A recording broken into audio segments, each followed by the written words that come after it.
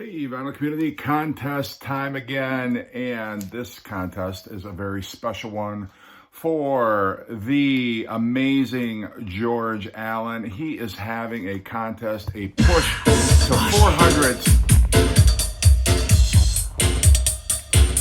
Look, it wasn't funny when I did it before the celebration. It's not funny now.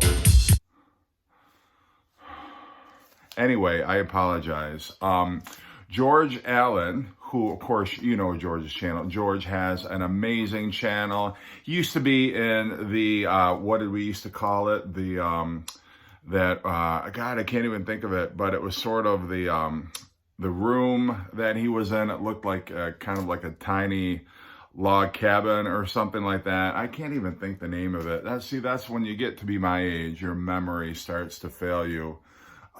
Anyway, you know George's channel because he has not only an amazing jazz collection, he has an amazing rock collection, classic rock, heavy metal. He's got some new wave in his collection. I think he prefers the jazz, though. I think he's a jazz guy. I know he's into the blues, but he's got such a calming presence about him. He's sort of, you know, just very chill, which I love about George, the fact that you just feel so relaxed when you watch his channel because he's not in a hurry. He's not rushing through his records. He's not getting loud. He's not getting obnoxious like some people in the VC like to do. But he's having a push. Can we stop? Okay, it was not funny the first time. It's not funny now. Okay, I apologize again.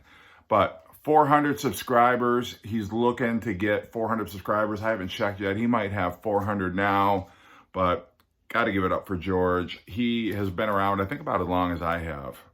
But anyway, congrats, George. And the video that he wants us to do has to be around 7 minutes long. So I've already eaten up a little bit over 2 minutes with this nonsense. So I'm going to get right after it. He wants us to show 3 to 5 singer-songwriters, preferably Americana. So I pulled some records from my collection that I believe fit that description. The first singer-songwriter I want to talk about is Jethro Tall. He got his start in the late 1960s, actually. He was on the Rolling Stones Rock and Roll Circus, the Lost film. He was performing there along with The Who and John Lennon and the Dirty Mac and the Rolling Stones, obviously. But he's had a very storied career. I mean, Aqualung, I think, was probably his most famous album, the one that most people would know. But he's got such a great discography. The one with the newspaper, Thick as a Brick, is an incredible one. I picked this one because it's very earthy. He's looking very stoic there on the cover. He's got his little campfire that he built there. And Songs from the Wood, people think that it's actually, you know, the wood, the firewood on the cover. It's actually a double entendre, if you know what I mean.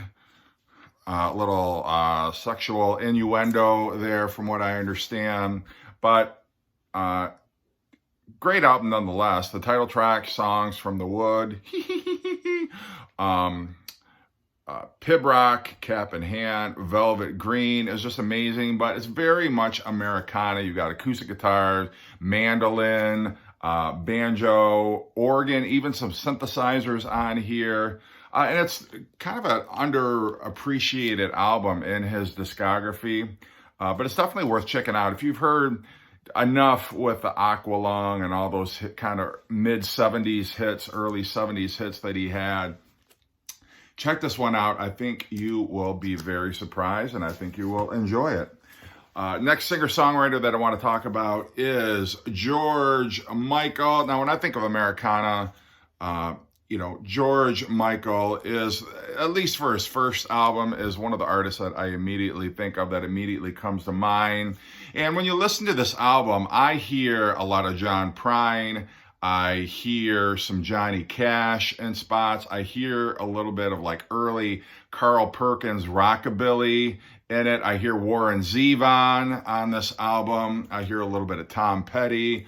But this was George Michael's debut after he left the band Wham. You got Faith, which, like I say, is very much, it's like Carl Perkins, Sun Records, definitely got that feel to it. Father Figure, which is an amazing track. It's the best song Bob Dylan never wrote. I could totally see Bob Dylan singing that one. I Want Your Sex with Paul Stanley from Kiss said, I wish I had written that song. Just amazing. You got One More Try, which is kind of a Marvin Gaye, very by way of Al Green, kind of got that feel to it. You've got Hard Day, which is a bit of a harder, more up-tempo rocker. Look at Your Hands. Monkey, which is a great song about addiction, kind of brings to mind a little bit, kind of got that Johnny Cash. I wish Johnny Cash would have covered that song when he was doing his American recordings. It almost feels like that song was written for Johnny Cash. And Kissing a Fool, which is very much like Frank Sinatra is, like Tony Bennett. I think Tony Bennett, I don't know if Tony Bennett ever covered this track, but you know, you can just, George Michael's influences are all over this album. It's just amazing, fantastic, and I love it. I'm only going to do 3 because I got to keep it under 7 minutes or around 7 minutes. So last singer-songwriter I want to show is David Lee Roth. If you're not familiar with David Lee Roth, he got his start, I believe it was in Fort Wayne, Indiana, hooked up with a band called Van Halen for a number of albums. And then he struck out on his own. I think he kind of, Van Halen, the band was holding him back a little bit. This is his first album, and I realize this is an album of covers, but his subsequent albums were, for the most part, compositions that he wrote. But he was very much influenced by like Smokey Robinson. He does a cover of California Girls. You've got the Beach Boys influence on here, but very much his roots were deep in American music. Coconut Grove, which I think was a 60s cover that he did. Easy Street, I'm not sure exactly who the original artist was on that, but this is David Lee Roth letting down his hair and kind of paying tribute to some of the great American artists who influenced him, influenced his songwriting, and, you know, for years to come, I think he would kind of wear those influences on his sleeve, but nonetheless, thank you so much, George. Good luck on that push to push it. Ha ha, ha ha. It's not funny. I already said. Cut it. See, anytime I do a contest video, this is what I'm going to have to contend with. So I apologize, George. Your contest deserves so much better than what I have to offer.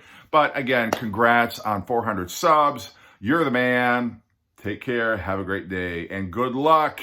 Maybe you'll get to 600 subs by the time it is all through.